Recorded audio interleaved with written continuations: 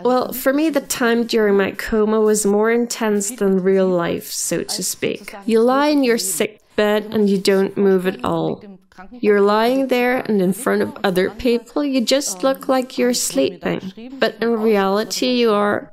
Well, I was more out and about than ever before. I went traveling. I was out and about.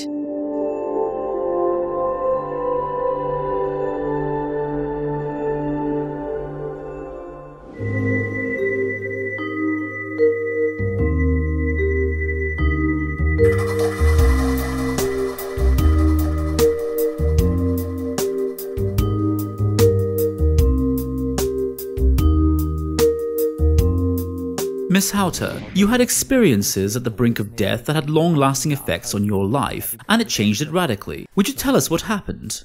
In 2012, I got very sick. I had a lung embolism, or rather several lung embolisms. The whole lung was full of peripheral and central lung embolisms. And I had an inferior vena cava syndrome due to a venous thrombosis. Vena cava is the large abdominal vein directly in front of the spine. And I must have lived with this for quite some time, because I always had problems catching my breath. And one day I went to a singing event with my daughter in a small town at Lake Constance. Suddenly I collapsed because I couldn't breathe anymore, and my daughter, who was 13 at the time, called an ambulance. They picked me up from the road because they could already see that I was about to pass away. They told my daughter, "Please say your farewells to your mother, but properly." At the time, they also assumed that I wouldn't survive the drive to the hospital, because I didn't have oxygen in my blood anymore. And after that, I was in a coma for about 2 months, and I spent a total of 8 months in hospital. I had a multi-organ failure.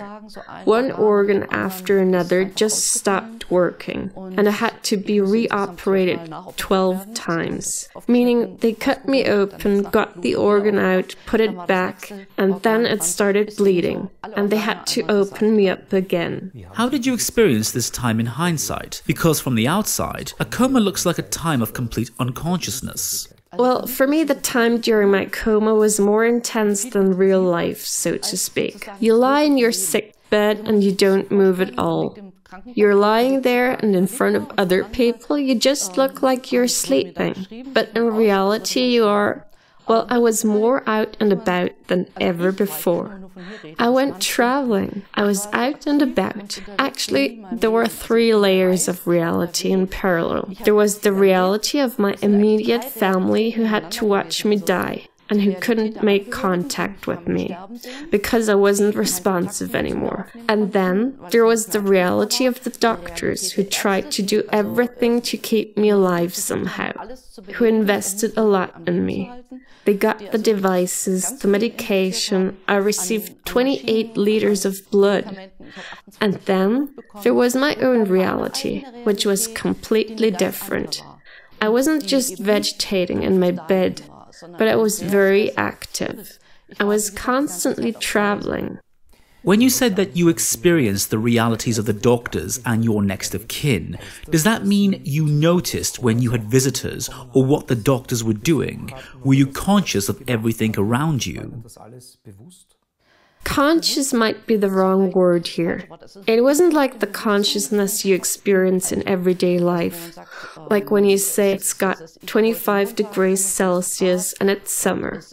On the contrary, it's more some sort of consciousness that on one hand is way sharper and directed towards other things, and on the other hand, it is not something like a sleeping or dream state.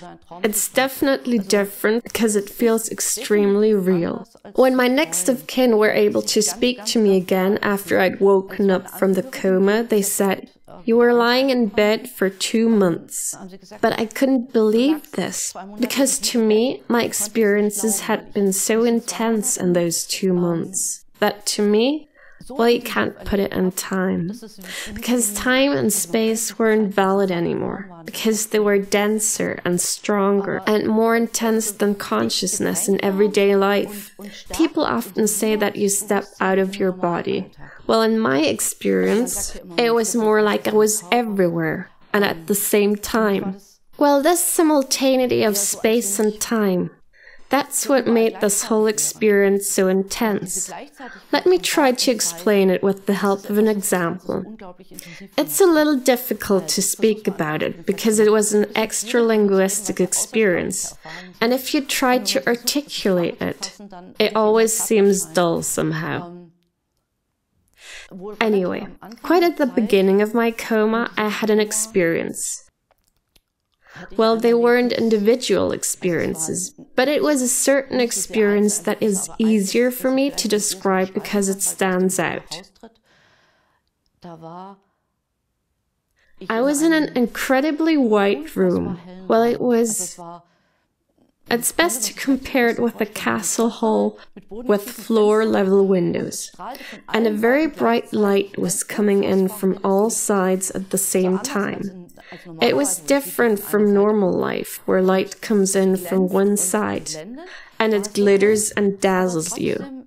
But this light was very bright at the same time and not dazzling.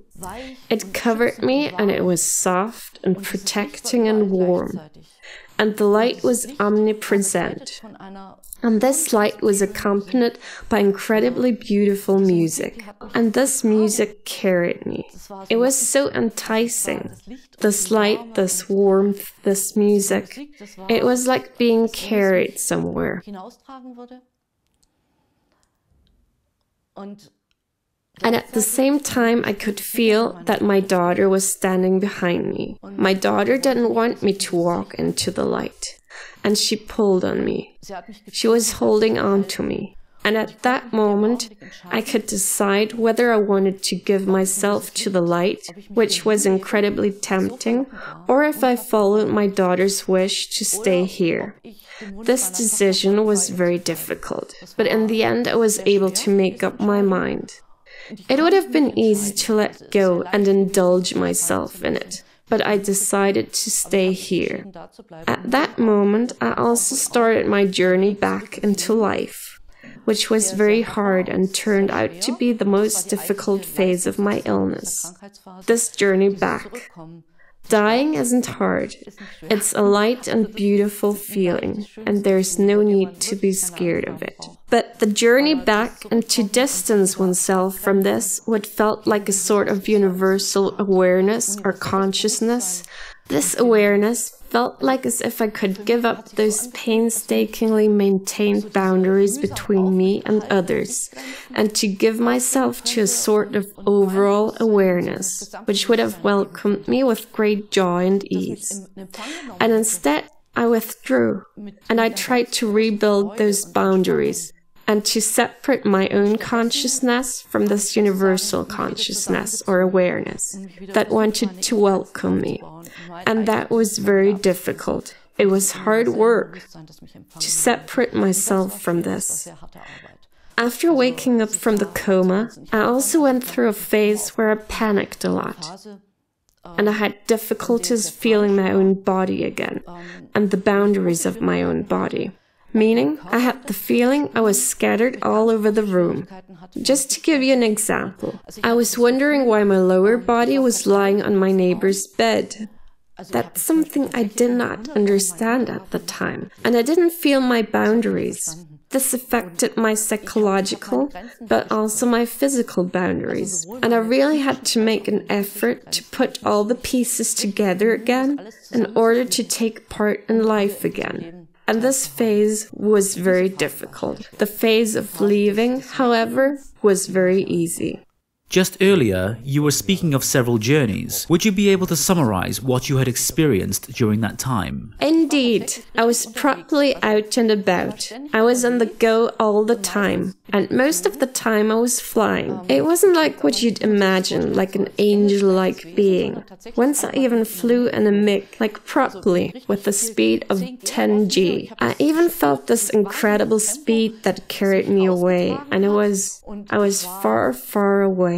I was in Norway, I was in Africa. One of the experiences was, at the time I was actually in Africa, and my mother, who was always sitting at my sick bed, told me that this was probably happening during the phase when nursing assistants from Africa were looking after me. I must have sensed and processed that in my journey. And for some time I also claimed I was in Spain, and I felt everything physically. Well, at least I experienced it physically. In other words, it wasn't a psychotic imaginary journey, but I really experienced it. I can describe you where I'd been to. I went to lakes and went along them on a train. I saw those things. I spoke to people. I was able to understand them, although the people around me, when I was in Spain, I spoke Spanish. I was able to understand the language, and I could talk about the conversations afterwards. And I was very fortunate because during the first phase after my illness, pastoral workers came to the hospital and they really took me seriously and listened to me attentively. When I became more mobile using the wheelchair, I was with the nursing assistants in the intensive care ward for 2 months. And they took all those things very seriously, in contrast to the psychologists and psychiatrists I was speaking with. They just dismissed it as a psychosis. An actual experience, meaning you didn't just know in which country you were, you even knew the geographical position. It was real. You were able to verify them and also did that afterwards? Interestingly enough, I never got the idea to look for those places on a map, because to me it was so obvious that these places were real. But it's a good idea. I should do that sometime. It's a good idea. But to me, it was just so obvious. It was so real. Even until now, it's hard for me to believe that I never left this bed, because I did leave it. I was outside. I was far away. In fact, it was as physically real as if I'd pinched my arm. A question in terms of time.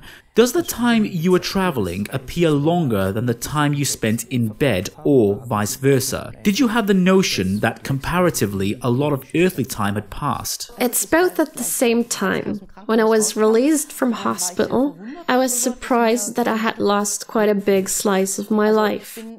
I was sent to hospital in early summer, and when I was released, it was winter, late winter. And I know things like, for example, I also realized for the first time how we define the passing of time, right? The experiences we have. Like during Christmas, you go to the Christmas market. In autumn, you eat plum cake, and so on.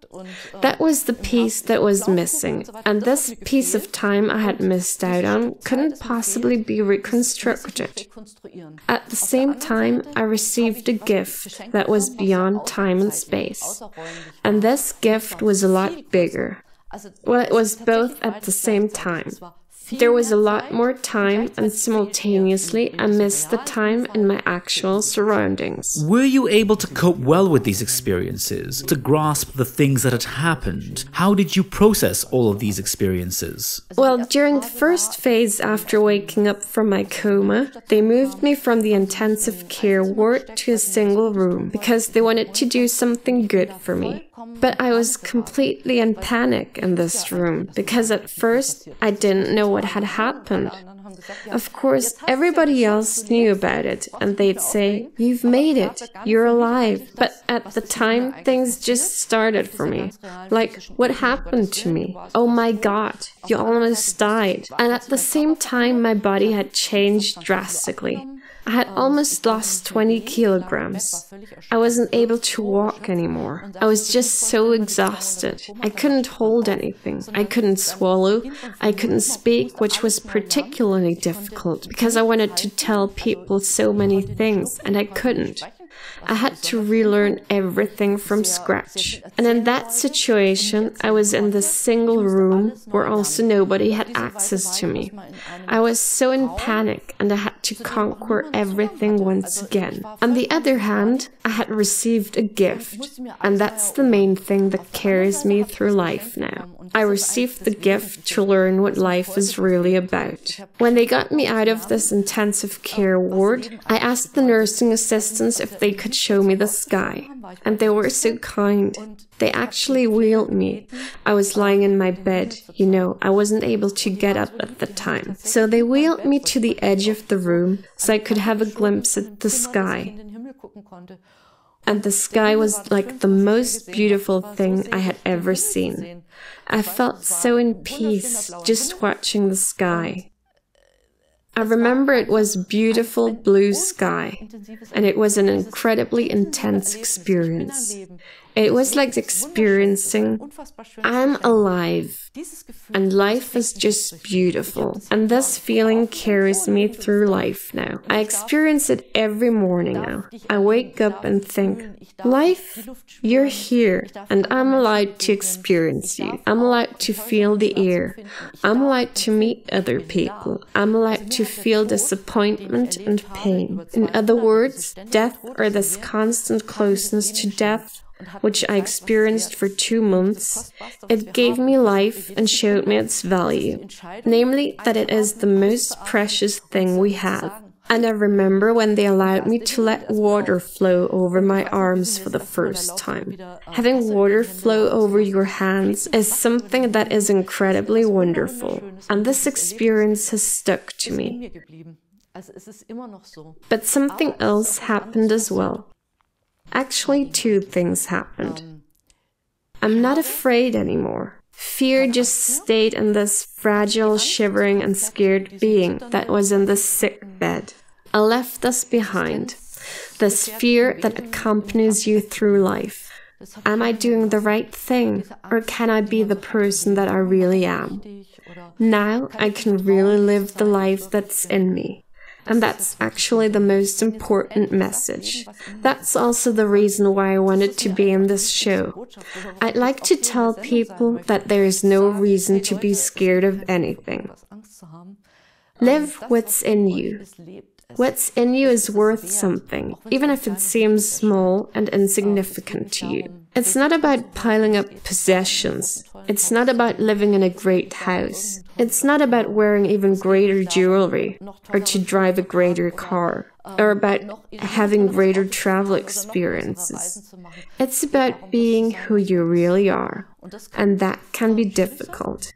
I made this experience after my illness, because I actually changed everything. No stone remained on the other. Just imagine. Before my illness, I was the successful wife of a businessman, so to speak. We had a very big house of 360 square meters, 2 big cars in front of the house, beautiful antiques. It was everything as it was supposed to be. And this life didn't seem important to me anymore. Meaning, I didn't understand why it was important to have 2 cars, although we only needed 1. Why it was important to live on 60 square meters when 50 square meters are enough for 1 person. And why it was important to pile up all these possessions. These things were just not important to me anymore. I just didn't understand what those things were for. I just didn't have any understanding for it anymore. I had to change my life.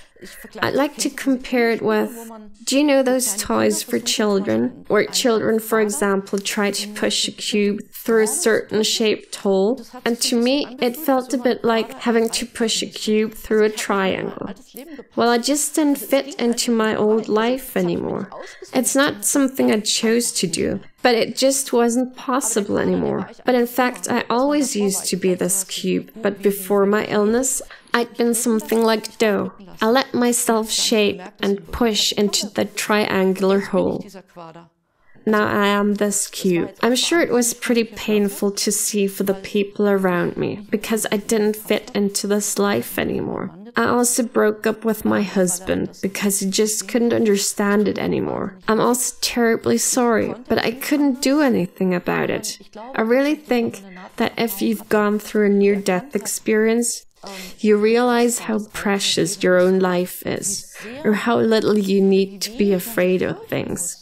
After such an experience, it's not possible to live a trivial life anymore. Although viewed from the outside, my life is more trivial now than it used to be. I live in a small rental apartment, and I don't have a great job anymore. Before, I'd been the head of communications, meaning I consulted the company's communications. And now I'm just doing something insignificant. I assist in a doctor's surgery and help people who suffer from addictions because it's important to me to show them how important life is. And this is something that seems meaningful to me. I can't do something that doesn't seem meaningful anymore because life's too short and too important. You mentioned earlier that no stone remained on the other. How vast were those changes? Were there things that only had a chance to develop after you'd made this experience? I think that's why I got so sick, because I lived against myself so much. I didn't have an easy childhood. I was adamant that my life would turn out to be perfect, that everything would be great from the outside. At least that was how I imagined a perfect life to be. Having a husband, a child, a dog, a cat, and a big house. You know, a life that looks perfect from the outside. Financially secure. And I completely overlooked that this wasn't me, and that I wanted to live a totally different life. And then I decided to change everything. I gave up my job. At the time, I was the press officer of an IT company, and I always wrote that everything was even bigger and more beautiful. You know, the typical press officer language. That's something I just couldn't do anymore, because it seemed phony to me. And I also realized that I couldn't live with a man anymore, and that I was attracted to women. I finally admitted that to myself, which was very hard for me at the time, because I was afraid to be rejected by society and to lose all those social connections. And I really hadn't been aware that I had this in me. I needed this near-death experience to be able to be myself, because I had so many fears. I was suffering from that many fears that I was less scared from death than from life. And finally, this was reversed. I can live my life now, and I'm not afraid of death. You spoke about a big responsibility that developed as a result of the near-death experience, which had major effects on your life. Do you mean we should really do what life is asking us to do? Yes, that's exactly what I mean. Well, I had to learn it the hard way, in that sense that I almost lost myself, my body, and this life.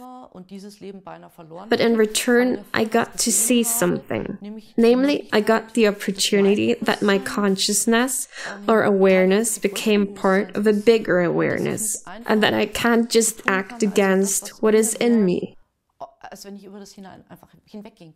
But on the contrary, that I'm part of a bigger awareness, that I have a responsibility, a duty to foster this and live it, because one day I'll become, not only one day, I already am part of this awareness. Well, I always try to explain it like that. This door that opened up for me during this near-death experience, this door never fully closed again. It's like there was a thin curtain, and this curtain I'm able to draw back when I meditate. Then I can feel this overall awareness again. When I take part in everyday life, it's not with me all the time. But when I meditate, I can pull back this curtain, and sometimes I've got the feeling that I'm part of a much bigger awareness all of a sudden. Well, I really don't mind if I call this bigger awareness God, or if I get to a Zen awareness during my meditation. I really feel indifferent about the term, because I think it's always meant to be the same thing. But this thing, this awareness that I carry in my everyday life, no matter if I call it me or self, that's my responsibility to foster, so to speak. That's something that was given to me, and I can't just live a life that isn't mine or that isn't me. That's the responsibility I have. All in all, how did your experience affect your idea of man? What is your conclusion in this regard? What is the meaning of life? To me, the meaning of life is life itself, meaning life in all its forms. I always find it quite funny when people say life's purpose is to be happy, or something along those lines. That's not true. Life has to be lived in all shapes and forms. Pain and misfortunes are part of that. These aspects are also part of my life now. So my life hasn't become easier, but I've become more aware. I think to confront these aspects of life and to savor them fully, that's the meaning of life. And in this sense, we can contribute something to this overall awareness later on. In other words, I won't stop to exist, but I'll give something back. Death and the process of dying are widely tabooed in our society. Many people are very scared of death. Would you be able to give us a piece of advice or a recipe for easing this fear?